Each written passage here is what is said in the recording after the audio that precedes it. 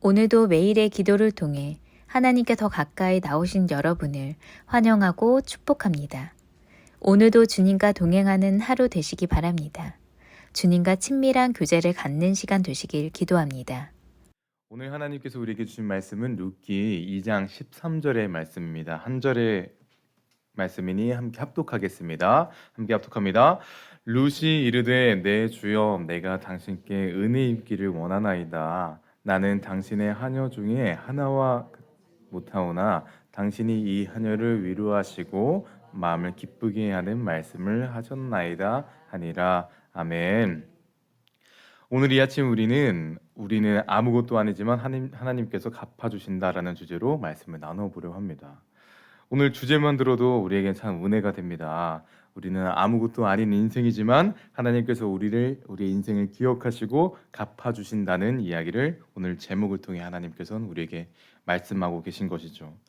그렇다면 우리가 은혜를 경험하기 이전에 중요한 점검을 해야 합니다. 바로 나는 정말 아무것도 아니라고 생각을 하는가라는 질문 앞에 서야 하는 것이죠. 여러분, 스스로 여러분이 정말 아무것도 아니라고 생각을 하십니까? 이 연약한 전도사는 찬양하며 고백할 때는 나는 아무것도 아닙니다라고 고백하지만 삶을 살아가다 보면은 내가 이 정도면 인정받을 만하지, 내가 이 정도면 존중받을 만하지라는 생각이 마음속 깊은 곳에 자리 잡혀 있을 때가 있습니다. 오늘 제목처럼 하나님께서는 아무것도 아닌 우리의 인생을 갚아주신다 하시지만 연약한 저는 그리고 우리는 어쩌면 무엇이라도 된 것처럼 살아갈 때가 분명히 있음을 보게 됩니다. 그렇다면 우리는 아무것도 아닙니다라는 고백이 우리의 삶에 있어야 하는데 그 삶은 어떻게 살아낼 수 있는 것일까요? 오늘 우리는 나는 아무것도 아닙니다라는 고백을 한 룻의 모습을 살펴보겠습니다.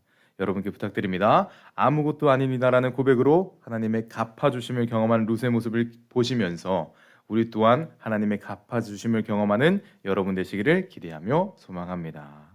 오늘 첫 번째 룻의 모습을 살펴보기 위해서 13절 초반부를 함께 읽기를 원합니다. 함께 읽겠습니다. 시작. 룻이 이르되 내 주여 내가 당신께 은혜 입기를 원하나이다. 아멘. 보아스의 땅에서 이삭을 죽고 있는 룻은 보아스를 만나게 됩니다. 그리고 보아스는 그간 있었던 룻의 삶을 알아보고 그 후 룻에게 친절을 베풀고 주님의 이름으로 축복을 하죠. 그 축복의 내용이 참 감동적인데 어떻게 축복을 해주냐? 하나님께서 당신이 한 일을 다 보답하길 원하십니다. 그리고 하나님의 그늘 안에 들어온 당신에게 온전한 상을 주시기 원하십니다. 라고 축복을 합니다. 룻이 시어머니를 섬기고 살아왔던 삶들을 그리고 또 이스라엘 땅으로 들어온 룻의 결단에 대해 엄청난 칭찬과 축복을 하고 있는 것이죠. 그리고 그 칭찬과 축복을 받은 룻이 반응을 하는데 그 반응이 방금 본 13절의 초반부입니다. 그 칭찬을 받은 룻은 어떠한 반응을 보였나요? 내가 당신께 은혜 입기를 원합니다 라고 이야기합니다. 칭찬을 들은 룻의 반응이 조금 이상한 것 같습니다.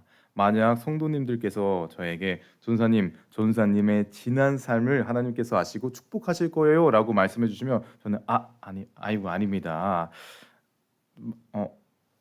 마음속으로는 해야 할 일을 한 것입니다 라고 이야기했겠지만 내가 열심히 살아왔으니 이런 축복의 말을 듣는구나 라는 생각을 했을 것입니다. 하지만 룻은 그 축복의 말을 듣고 나서도 자신의 삶에 대해서 반응하는 것이 아니라 내가 당신께 은혜 있기 원합니다 라고 이야기를 합니다.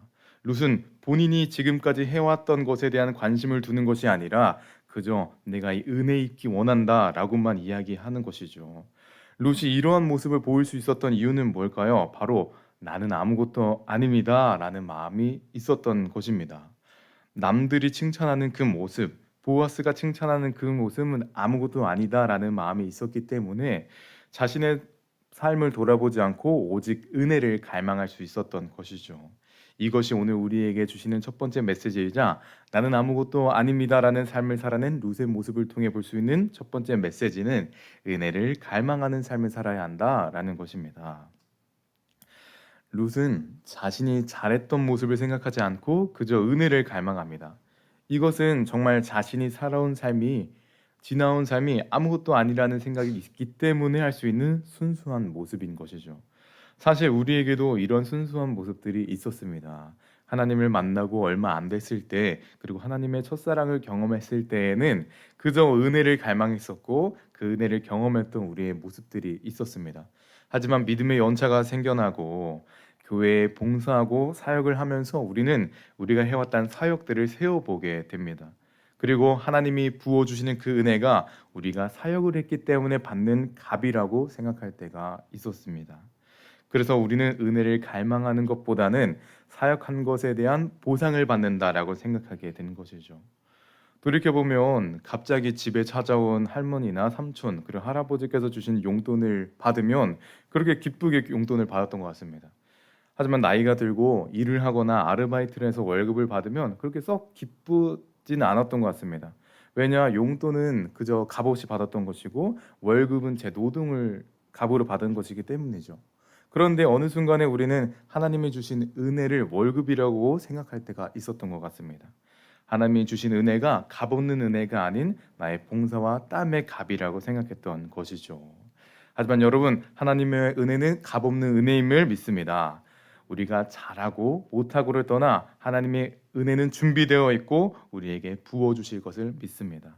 그러니 우리는 이제 룻이 그려했던 것처럼 우리가 했던 것을 내려놓고 은혜를 갈망하면 되는 것이죠. 여러분께 부탁드립니다. 오늘 하루 은혜를 갈망하는 하루가 되시기 바랍니다. 내가 했던 것을 생각한다면 은혜가 찾아와도 그 은혜가 충분히 누려지지 않을 것입니다. 오늘도 나는 아무것도 아닙니다라는 마음으로 은혜를 갈망하는 것으로 은혜를 경험하시는 여러분의 삶이 되시기를 간절히 소망합니다. 자, 은혜를 갈망했다면 하나님께서 은혜를 더하여 주시는데, 그렇다면 은혜를 경험한 사람의 모습은 어떠해야 할까요? 두 번째 메시지를 살펴보기 위해서 13절 중반부를 읽겠습니다. 시작.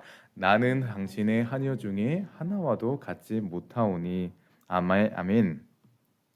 룻은 보아스로 하여금 이삭을 줍고 물을 마실 수 있는 배려를 받습니다. 그리고 축복까지 받게 되죠. 룻은 은혜를 경험하고 있는 것입니다. 그런데 은혜를 경험한 룻은 어떻게 반응했나요? 방금 봉신 것처럼 나는 하녀보다 낮은 사람이다 라고 또 고백합니다. 축복을 듣고 은혜를 경험하고 나서도 자신의 모습을 하녀보다 낮은 사람이다 라고 이야기하고 있는 것이죠. 이 말은 어쩌면 정확한 표현일 수 있습니다. 당시 이방인이었으며 여성이었다면 정말 하인보다 낮은 대우를 받을 수밖에 없던 사람이었기 때문입니다. 그렇다면 룻은 왜 축복을 받는 이 현장에서 자신을 하녀보다 낮은 사람이라고 이야기했을까요? 그것은 보아스를 통해 받은 하나님께서 베푸신 은혜가 자신에게 너무 크다라고 이야기를 하고 있는 것이죠. 하녀보다 낮은 나에게 이 은혜는 너무나 크고 감사한 것이다 라고 룻은 자신의 모습을 이야기하며 말하고 있는 것입니다. 보아스의 친절과 축복의 은혜는 룻에게 감사로 느껴지고 있는 것이죠. 이것을 통해 볼 수 있는 두 번째 메시지이자 은혜를 경험한 사람의 모습은 바로 은혜에 감사를 해야 한다라는 것입니다. 룻은 은혜에 감사했습니다. 우리도 받은 은혜에 감사해야 하는 것이죠. 그렇다면 은혜에 감사하는 방법은 무엇일까요? 룻은 자신을 하녀보다 낮은 사람이라고 말하고 생각했습니다. 때문에 보아스를 통한 하나님의 은혜가 더욱 크게 느껴졌을 것이죠. 만약 룻이 나는 이 정도의 대우를 받을 사람이야 라고 생각했다라면 이 은혜가 그렇게 크게 느껴지지 않았을 것입니다. 나는 이 정도 받을 사람이니까 이 은혜 받을 만해 라는 마음으로 은혜가 느껴지지 못하고 감사하지 못했을 것이죠. 룻이 은혜에 감사할 수 있었던 것은 나는 아무것도 아닙니다 라는 마음이 있었기 때문입니다. 이 마음이 우리에게도 있기를 원합니다. 우리가 아무것도 아님을 기억할 때 부어주신 은혜가 더욱 감사하고 크게 느껴질 것입니다. 반대로 우리가 무엇인가 된 것 같다고 생각할 때 그 은혜는 감사하게 느껴지지 않게 될 것이죠. 오늘 여러분께 부탁드립니다. 아무것도 아닙니다라는 고백은 우리를 깎아내리는 고백이 아니라 하나님의 은혜를 만끽할 수 있는 방법입니다. 오늘 그 하루의 고백으로 하나님의 은혜를 감사할 수 있는 풍성한 하루가 되기를 간절히 소망합니다. 자, 오늘 우리가 은혜를 갈망해서 은혜를 경험하고 은혜에 대한 감사를 했다면 이제는 어떤 다음 스텝을 밟아가야 할까요? 그 마지막 메시지를 살펴보기 위해서 오늘 보지 않았지만 18절의 세 번역을 함께 읽어 나가기 원합니다. 함께 읽겠습니다. 시작. 룻은 그것을 가지고 성읍으로 들어갔다. 룻은 주워 온 곡식이 시어머니에게 내보였다. 배불리 먹고 남은 볶은 곡식도 꺼내서 드렸다. 아멘. 룻은 오늘 보아스에게 은혜를 받은 후에 나오미와 함께하는 집으로 돌아옵니다. 그리고 나오미에게 주워온 곡식을 보여드린 후 배불리 먹고 남은 볶은 곡식도 내어 드렸습니다. 룻은 은혜를 경험한 후에 나오미에게 은혜를 나눈 것이죠. 그런데 여기서 중요한 단어가 있습니다. 배불리 먹고라는 단어입니다. 룻은 나오미에게 곡식을 나누는데 배불리 먹은 후 곡식을 나눕니다. 이것은 은혜의 원리를 보여주고 있는 것이죠. 은혜를 베풀기 원하고 은혜를 나누기 원한다면 먼저 배불리 먹고 나눠야 한다. 다시 말해 은혜를 나누기 원한다면 은혜를 충분히 받고 그 다음에 은혜를 나눠야 한다라는 것을 성경은 말하고 있는 것입니다. 이것을 통해 볼 수 있는 마지막 메시지는 은혜는 충분히 경험한 후 나눠야 한다라는 것입니다. 룻이 보아스에게 은혜를 경험하고 나오미에게 은혜를 나눕니다. 이처럼 우리도 은혜를 경험했다면 은혜를 나누어야 하죠. 하지만 은혜를 잘 나누기 위해서는 은혜를 먼저 충분히 경험하는 것이 중요합니다. 왜냐하면 우리가 먼저 충분하게 경험하지 못했다면 은혜를 나누는 것엔 한계가 있기 때문이죠. 지난 한 달 중 5월 동안 교생 실습을 다녀오기 전에 저에게 교생 실습을 시작하기 전에 큰 고민이 하나 있었습니다. 생판 모르는 학생들을 어떻게 사랑할 수 있을까라는 고민이었습니다. 저는 낯도 많이 가리고 또 요즘 학생들이 무섭다는 이야기를 많이 들어서 이 학생들을 내가 진심으로 사랑할 수 있을까라는 고민이 가득 차 있었습니다. 그래서 교생 시작하기 한 달 가량은 제가 만나는 학생들을 사랑할 수 있게 해주세요라는 기도 제목을 붙들고 기도했었습니다. 그리고 대망의 당일이 되었죠. 제가 담당하는 학급에 떨리는 마음으로 들어갔는데 들어가자마자 아이들이 박수를 쳐주는 겁니다. 소리도 질러주고 또 잘생겼다는 얘기를 해줬는데 이건 거짓말 아니야, 진짜입니다. 그리고 환호를 받는데 어떤 마음이 들었냐면 부끄럽다는 마음도 들었는데 생판 모르는 나를 이유 없이 사랑해 주는구나라는 마음을 받았습니다. 그리고 이유 없는 사랑을 받으니 든든하고 기쁘고 행복해지는 겁니다. 그때 느꼈습니다. 이유 없는 사랑을 받으니 사람이 이렇게 행복해지는구나라는 것을 말이죠. 그래서 저도 그때부터 아이들을 이유 없이 사랑해야겠구나라는 마음을 결단하게 되었습니다. 그리고 그 한 달 동안 아이들을 마음껏 사랑하고 마음껏 그 은혜를 나눌 수 있었습니다. 제가 사랑을 나눌 수 있었던 이유는 바로 처음 만났던 그 아이들의 사랑을 받았기 때문입니다. 풍성한 사랑을 받으니 저도 사랑을 나눌 수 있었던 것이죠. 여러분, 이처럼 은혜를 나누고자 한다면 먼저 은혜를 풍성하게 경험하셔야 합니다. 경험하지 못한 은혜를 나눈다면 여러분도 상대방도 지치게 될 것입니다. 오늘 하루 그 은혜를 먼저 경험하는 여러분이 되시기를 간절히 소망합니다. 여러분께 마지막으로 선언하고 선포하겠습니다. 하나님의 은혜를 경험하고 나누어 주십시오. 하나님께서는 아무것도 아닌 룻에게 풍성한 은혜를 경험하게 하셨습니다. 이처럼 하나님께서는 우리에게 풍성한 은혜를 부어주시길 원하십니다. 그래서 오늘 우리는 기도의 자리에 들고 은혜를 달라고 갈망해야 하는 것입니다. 학생들을 사랑할 수 있게 해달라는 그 기도에 하나님께서는 학생들로 하여금 사랑을 경험시켜 주십니다. 하나님께서는 저의 기도에 사랑으로 응답하여 주신 것이죠. 여러분, 오늘도 은혜를 갈망해 주십시오. 오늘도 기도해 주십시오. 다윗이 혼자서 아무것도 할 수 없는 상황이었지만 하나님의 은혜를 경험한 것처럼 하나님께서는 갚아주실 것입니다. 또 80세의 모세가 손을 들어 기도할 때 은혜를 더하신 것처럼 하나님께서 우리의 삶을 갚아주실 것입니다.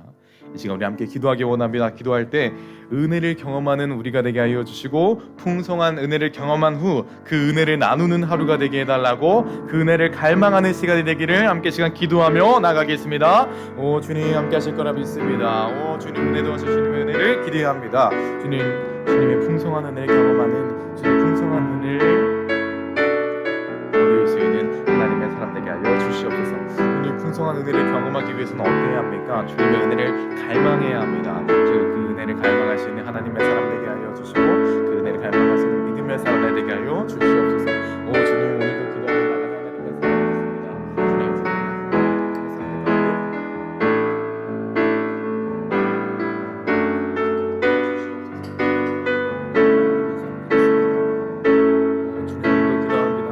사람 되겠습니다. 사람들이 있습니다.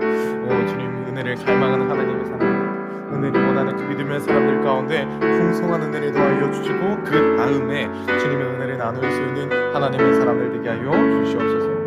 주님을 기도 나아갑니다. 주님 말씀하여 주시옵소서. 주님 기대합니다. 주님 감사합니다. 주님 풍성한 은혜를 믿음의 사람들 되게 하여 주시옵소서. 주님 오늘도 하나님의 사람들, 주님의 은혜를 경험하는 믿음의 사람들 되게 하여 주시옵소서. 사랑의 주님, 은혜를 갈망하는 하나님의 사람들이 이곳에 있습니다. 주님, 아무것도 아닌 우리에게 갚아주신다는 그 말씀을 붙들었습니다. 이제는 그 일하심을 경험하게 하여 주시옵소서. 룻이 그러했습니다. 다윗이 그러했습니다. 모세가 그러했습니다. 주님이 사랑하는 성경의 인물들 모두가 자신은 아무것도 아니라고 고백했던 사람이었음을 우리는 알고 있습니다. 우리도 이와 같은 고백하는 믿음의 사람들 되게 하여 주셔서 하나님께서 더해주시는 그리고 갚아주시는 은혜를 경험하는 오늘 하루가 되게 하여 주시옵소서. 주님 함께 하실 거라 믿습니다. 오늘도 동행하실 예수 그리스도의 이름으로 기도드립니다. 함께 주기도문으로 예배 마치겠습니다.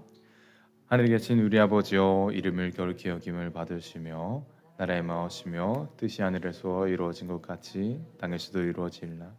오늘날 우리에게 일용할 양식을 주옵시고 오늘날 우리에게 죄진 자를 사하여 준 것 같이 우리를 주옵시고 우리를 시험에 들게 하지 마시며 다만 악에서 구하옵소서. 나라와 권세와 영광이 아버지께 영원히 있사옵나이다. 아멘. 첫 번째, 오늘을 살아가면서 나는 아무것도 아니지만 하나님께서 반드시 갚아주심을 기억하며 감사하게 하소서.